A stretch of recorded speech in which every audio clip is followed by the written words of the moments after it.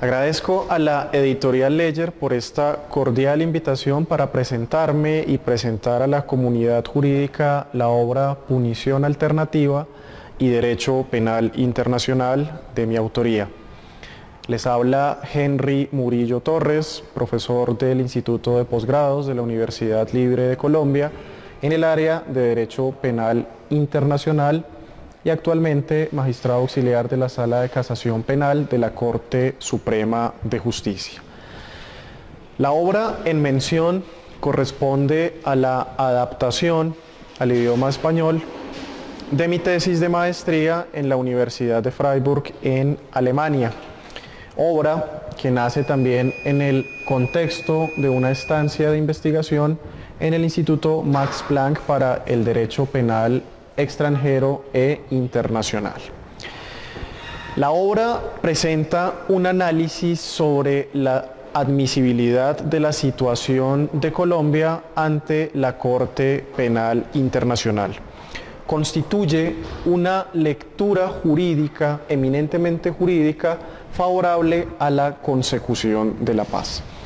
Es un tema de total actualidad, teniendo en consideración la reciente firma del acuerdo de paz entre el gobierno colombiano y los representantes de las FARC. Mucho se ha discutido en las negociaciones de paz sobre la posible intervención de la Corte Penal Internacional frente a la eventual aplicación de mecanismos de justicia transicional que prescinden del componente retributivo de la pena de prisión o que lo aminoran en una consideración bastante significativa.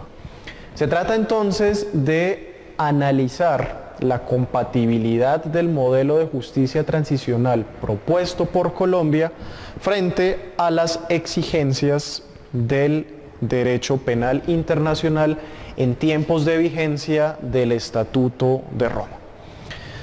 ¿Cómo pretendemos afirmar que el modelo de Colombia es compatible con el derecho penal internacional?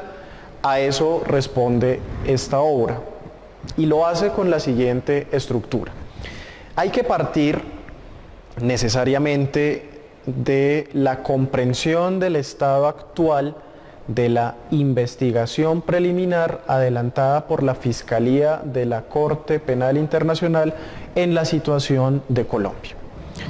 Está debidamente acreditada la comisión masiva de crímenes de guerra y crímenes de lesa humanidad en el marco del conflicto armado, lo cual desde luego activa la competencia investigativa objetivamente por la Fiscalía de la Corte Penal Internacional. La Fiscalía de la Corte ha venido monitoreando entonces la respuesta del sistema de investigación, de persecución penal y de juzgamiento del Estado colombiano para determinar si debe o no debe intervenir en la situación de Colombia. Se muestra en el texto que la Fiscalía ha prescindido de solicitar la apertura formal de una investigación por cuanto ha llegado a la conclusión de que Colombia ha investigado, juzgado apropiadamente los crímenes de lesa humanidad y de guerra cometidos en el marco del conflicto. Pero plantea y ha venido planteando la Fiscalía en muchos escenarios un cuestionamiento bastante importante. ¿Qué pasa si entra en aplicación, por virtud de un acuerdo de paz, la suspensión de la ejecución de las penas de prisión y la aplicación de sanciones alternativas a la prisión?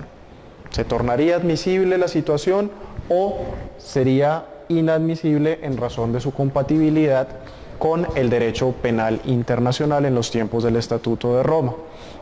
El texto llega a la conclusión de que el modelo implementado por Colombia es absolutamente compatible con el Estatuto de Roma, y ello lleva a una necesaria conclusión, y es que la Corte Penal Internacional no debe intervenir y no debe sustituir al Estado colombiano en la persecución intraestatal de estos crímenes de connotación internacional. Para soportar esta conclusión, presentamos también cuál es la estructura del test de admisibilidad aplicado por la Corte Penal Internacional a la luz del principio de complementariedad, y se presenta un análisis sobre los fines de la pena en el Estatuto de Roma.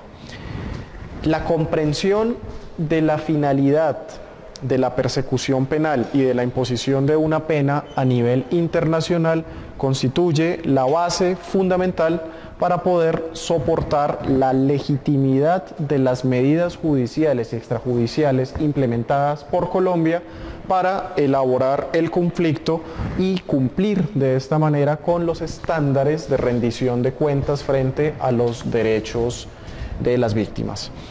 Luego de ese contraste entonces entre el test de admisibilidad y las finalidades de la pena, por una parte, con el modelo de punición alternativa propuesto por Colombia, reitero, llegamos a la conclusión de que la Corte Penal Internacional no tiene por qué intervenir en la situación de Colombia.